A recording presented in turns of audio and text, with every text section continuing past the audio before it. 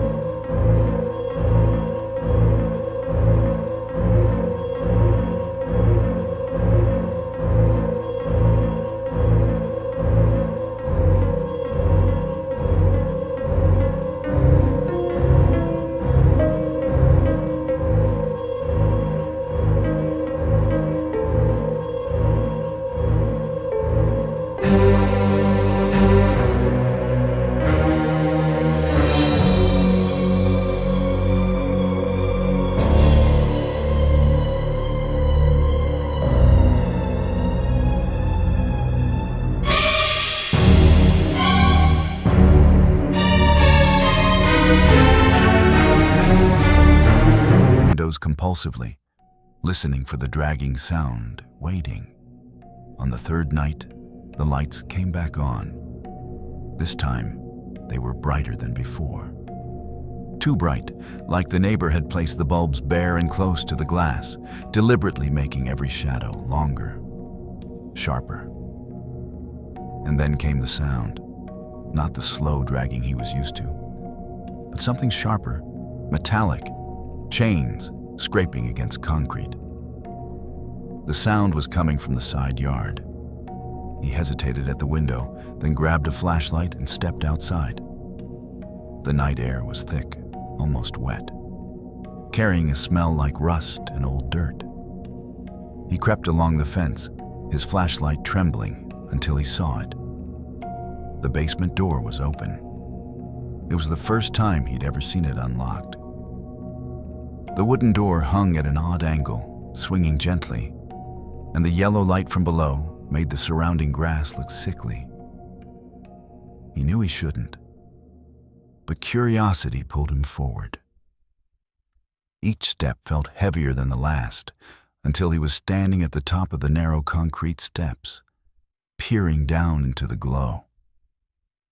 The basement smelled like damp soil and copper. Boxes were stacked along the walls, most of them unlabeled, except for a few with names written in thick black marker. Old tools lay scattered on a table, rusty saws, hammers, and clamps, all coated in a dark residue he didn't want to think about. And in the far corner, he saw the rocking chair. It moved, slowly forward and back, as though someone had just stood up from it. He was about to leave when something else caught his eye. A tarp on the floor, lumpy and misshapen. His flashlight beam slid over it, and he saw a pale hand slip out from underneath, limp and still. The sound of chains stopped. From somewhere deeper in the basement, a soft, wheezing breath started up. Slow at first, then louder, almost matching the rhythm of his own panicked breathing. He stumbled backward, banging his shoulder against the doorway, and the rocking chair stopped moving. The breathing grew closer. He didn't wait to see what was coming. Turning, he scrambled up the steps, 2 at a time, slamming the door behind him, but it didn't latch. He held it shut with both hands, his whole body shaking, until the breathing stopped. The rest of the night passed in terrified silence. When morning came, he gathered the courage to peek outside. The basement door was closed again, as if nothing had happened. But that evening, something new appeared. Propped against his porch railing was one of the boxes he had seen in the basement, the one with a name written on it. His name. He didn't open it. He couldn't. He kicked it off the porch, ran inside, and locked every door and window he could find. But that night, the house felt smaller, as though the walls themselves were closing in. Every floorboard groaned louder. Every shadow seemed to stretch farther. At 3 a.m., he woke to the sound of footsteps inside his own house. Not in the hallway, not outside, inside. Slow, deliberate, circling the living room. When he dared to look, the front door was standing wide open. He stood frozen at the top of the stairs, staring down at the open front door. The night air drifted in, cold and heavy, carrying that same coppery smell he had noticed near the basement. Something had been in here. Maybe was still in here. And the thought made his legs go weak. He grabbed the baseball bat he kept by the bed, forcing himself down 1 step at a time.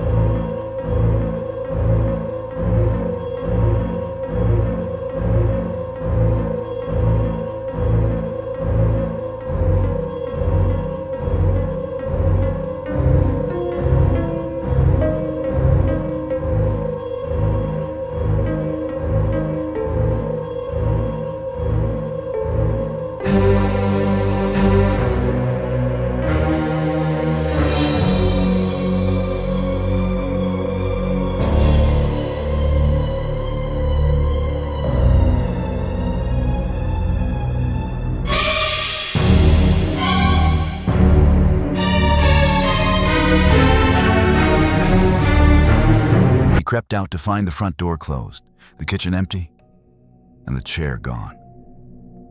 For a moment, he wondered if he had dreamed it, until he noticed the basement door next door standing wide open again. Later that day, he saw the neighbor for the first time in weeks. The man stood in his driveway, smiling faintly, as though nothing had happened. And in his hand, he held the box with the main character's name on it. That night, the house next door stayed dark. No light in the windows, no sound at all. But as he lay in bed, he swore he could hear breathing, slow, measured, just on the other side of the wall, as though the neighbor was inside again, waiting for him to fall asleep. The next morning, the box was back on his porch. This time, it was open. Inside was a single item, a key. He didn't touch it. He didn't even take it inside. He left it there, packed a bag, and drove away before sunset. He never came back. But sometimes, even years later, when he stays in a strange house or a new apartment, he swears he can still hear the dragging sound, somewhere just beneath the floor. And he wonders if one day, no matter where he is, that key will show up again. The night feels lighter now, the danger slowly peeling away from the walls of this story. You can take a deep breath and feel your heart start to calm down. Imagine the house you just left growing smaller in the distance, its windows closing like tired eyes. The road ahead stretches quiet and empty, the first light of dawn just beginning to rise, promising safety, or at least a pause before the next nightmare. Let that sound of slow dragging fade into nothing. Let the face behind the window become only a blur in memory. You are back in your own room now, and the air feels still and calm. Maybe turn on a soft light, take a sip of water, and remind yourself that you are safe. But if you hear breathing tonight, very close to your wall, don't open the door. The house had been quiet for months after he moved in. Every evening, he would sit on the porch with a cup of tea and watch the sunset dip below the treetops. The forest stretched for miles, a black-green sea that seemed almost calm in the daylight. But soon, he started to notice something strange, small things at first. On certain nights, when the moon was hidden and the sky was heavy, there would be a sound. Not the sound of wind or crickets, but a faint, far-off whisper. It didn't sound like words at first, just a soft hiss, like someone exhaling through their teeth. But after a few weeks, it started to sound like voices. He told himself it was just animals. Foxes, owls, maybe coyotes, but animals don't whisper in patterns. They don't fall silent the moment you step closer to listen. One night, while taking out the trash, he noticed something at the very edge of the tree line, a shape standing completely still. His flashlight beam cut through the darkness, but the figure didn't move. Just stood there, half hidden by the trunks, watching. The next morning, he went out to look. There were footprints in the damp earth, leading up to the fence and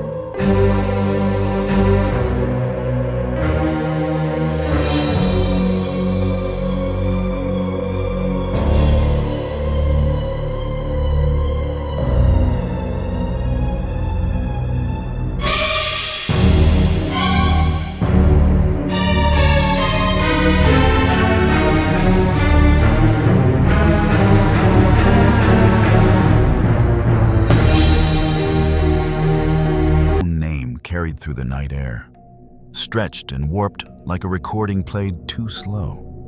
He pressed himself against the back door, heart hammering, waiting for it to stop, but it didn't. The whispering voices grew bolder, as though encouraged by his silence. The next morning, he decided to check the forest. Maybe it was just kids. Maybe someone playing a trick on him. He grabbed a flashlight and stepped past the gate for the first time since moving in. The air changed as soon as he crossed the fence line.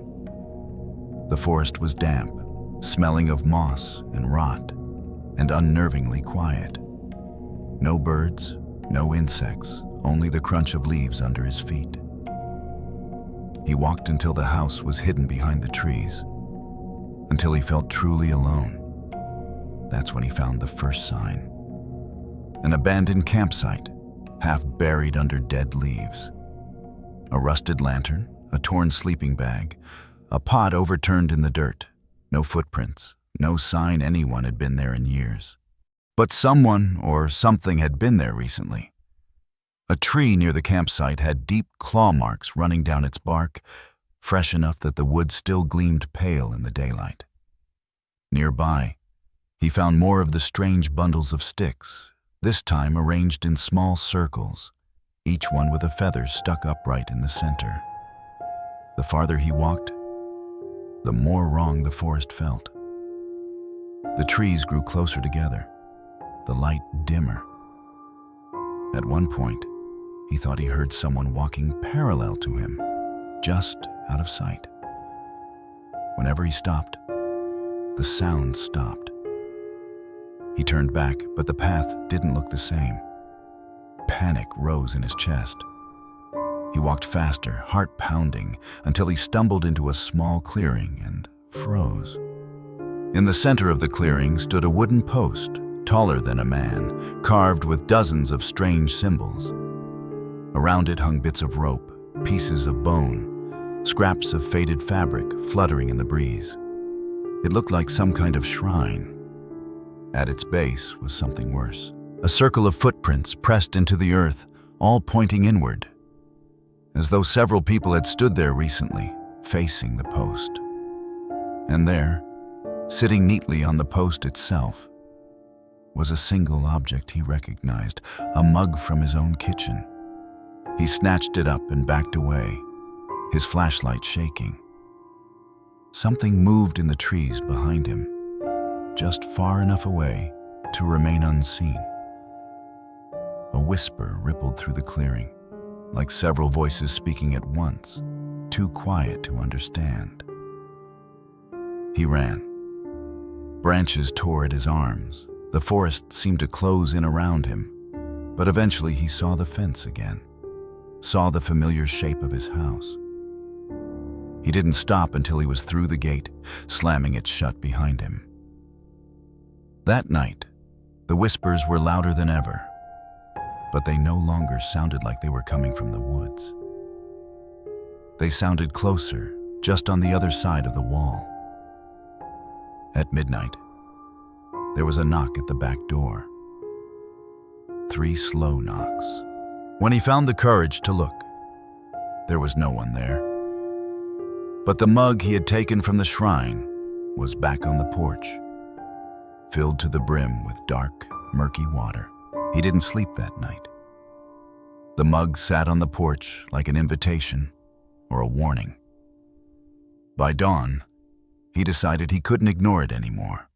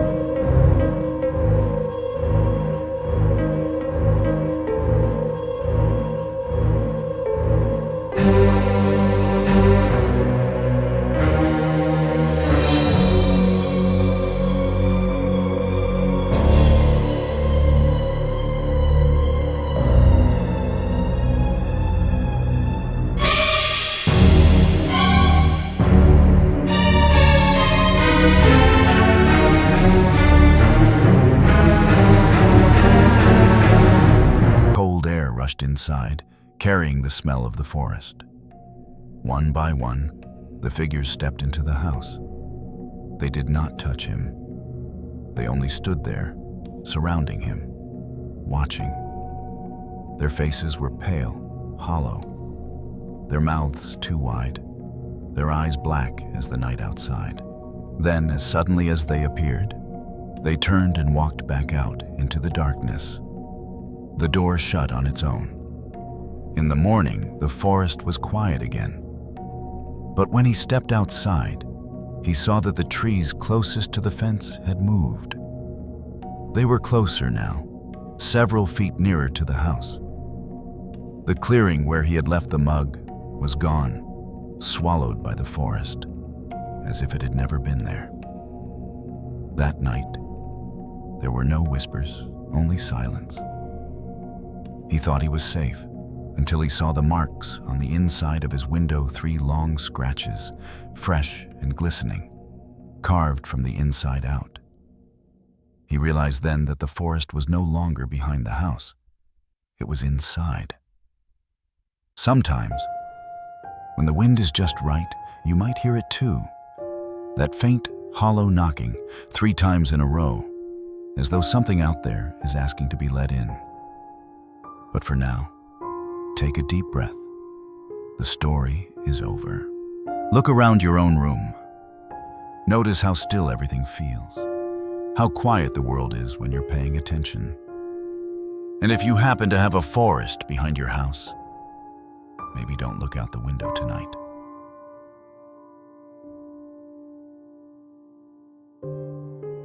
It begins with David, a college student who spends most of his weekends looking for abandoned places to explore. He likes the thrill, the mix of fear and curiosity that hits him whenever he pushes open a door that hasn't been touched in years. Tonight, his friends dared him to check out the old warehouse. Everyone has heard stories about it, kids disappearing, strange lights flashing in the windows at night. But no one ever gets close.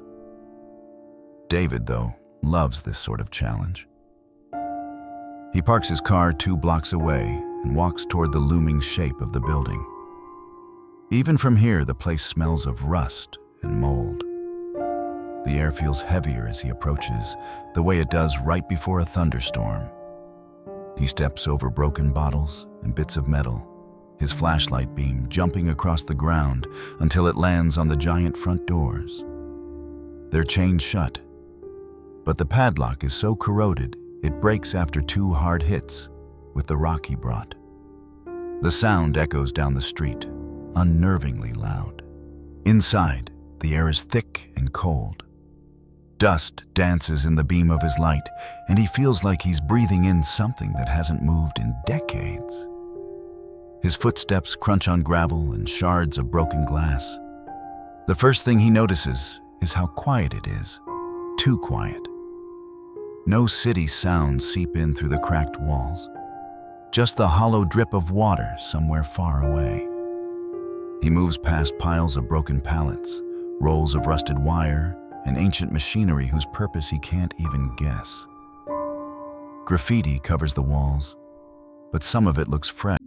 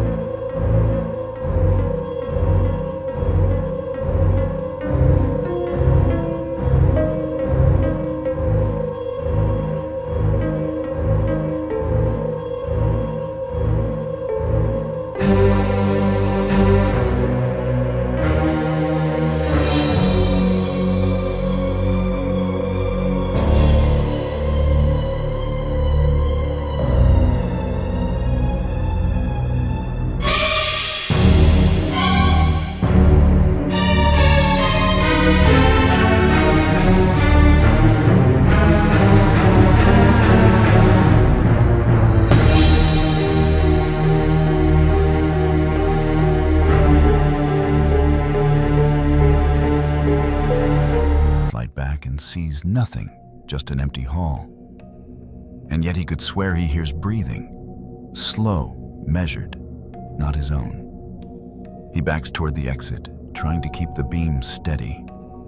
When he finally steps back into the first room, the air feels even heavier than before. Something has changed. It feels like the building is holding its breath, waiting for him to make the next move. David knows he should leave. He heads for the door he came in through, but when he reaches it, the chain he broke is back in place. The padlock is whole again. For the first time tonight, David feels true fear. David backs away from the relocked door, his flashlight trembling slightly in his grip. His breath sounds too loud in the still air, each exhale bouncing off the walls like a warning. He tells himself it must be a trick of his imagination. He probably missed another exit somewhere, but deep down, he knows the truth. Someone doesn't want him to leave. He forces himself to move back into the warehouse, searching for another way out. The building feels different now, as though the walls have shifted slightly when he wasn't looking.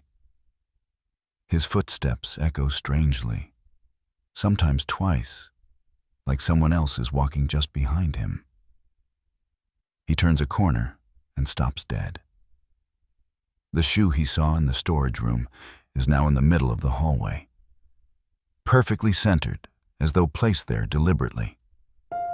David's chest tightens. He didn't hear anyone approach, and yet someone, or something, had to put it there.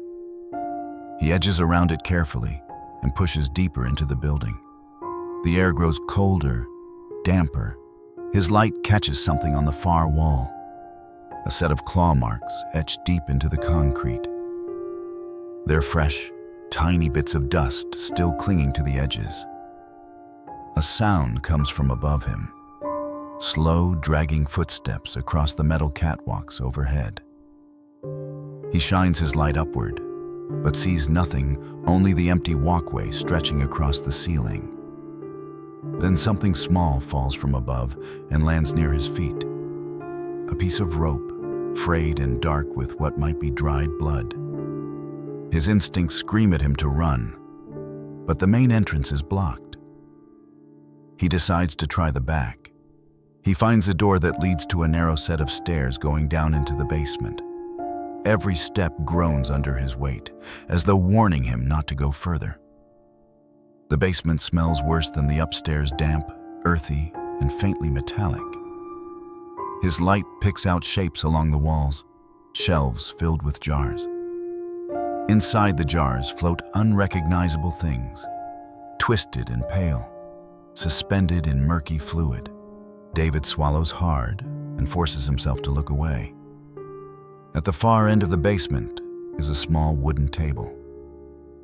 On it sits a row of burned-out candles and an open notebook. The pages are covered in drawings, circles, symbols, strange figures with too many limbs. One page shows the outline of the warehouse with an X drawn in the center, labeled in messy handwriting, "Feeding Room." Something moves in the darkness behind him. Slow, deliberate steps. David spins, flashlight beam darting through the shadows. For a brief moment, he sees something, just a shape, crouched low, long arms scraping the floor. Then it melts back into the dark. His heart hammers in his throat. He backs toward the stairs, never taking his light off the far end of the room. The steps follow him. Closer now, faster. He bolts up the stairs 2 at a time.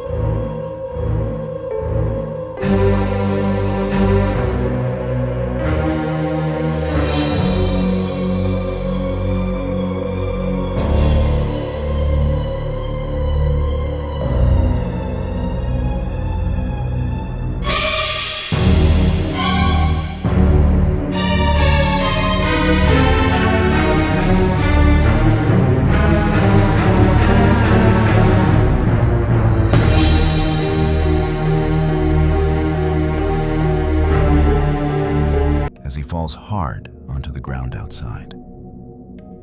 The impact knocks the wind out of him, but he doesn't stop. He scrambles to his feet and looks back at the window, expecting to see something staring out at him. Nothing. The warehouse looms silently against the night sky, its broken windows like dark, watching eyes. For a moment, he almost believes he's safe. Then, deep inside, something moves, a single echoing footstep, followed by another.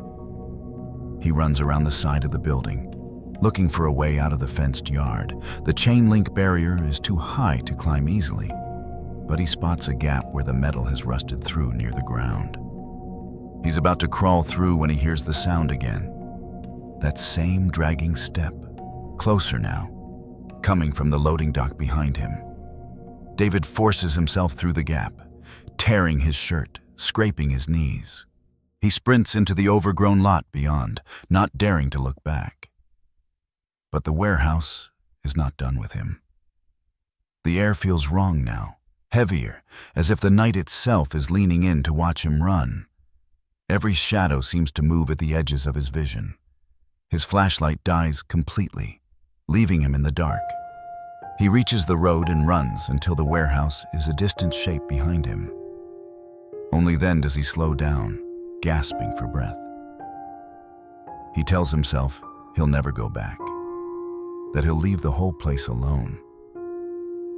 But the next morning, he wakes up with dirt under his fingernails and rust stains on his clothes. His shoes are damp, covered in the same dust from the warehouse floor. And sitting on his kitchen table is the notebook from the basement. The pages are open to a new drawing, a figure, unmistakably him, standing at the door of the warehouse. Beneath it, in the same uneven handwriting as before, are 3 words: "Come back tonight." David spends the day in a daze, pacing the house, staring at the notebook. Every time he thinks about throwing it away, he hears something. A faint thump from somewhere in the house, a creak on the stairs. The warehouse is waiting for him. As night falls, he realizes he can't resist. It isn't just fear anymore. Something deeper is pulling him back, whispering to him, promising answers. When he returns, the warehouse door is already open, swinging gently in the night breeze as though expecting him. He steps inside. The building is no longer dark. Faint lights glow along the walls, leading him down the corridor like candles at a funeral. He follows them without hesitation this time, deeper and deeper into the heart of the building, until he reaches a door he hasn't seen before. The last door. It's covered in carvings, the same symbols from the notebook, all overlapping, as though drawn in a frenzy. David reaches for the handle.